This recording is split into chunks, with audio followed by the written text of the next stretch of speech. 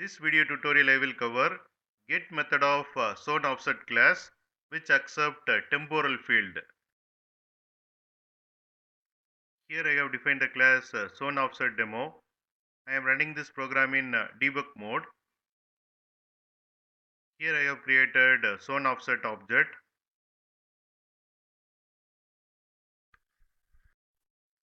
Then I am calling get method of ZoneOffset object and passing temporal field as offset seconds. This method returns offset value as seconds.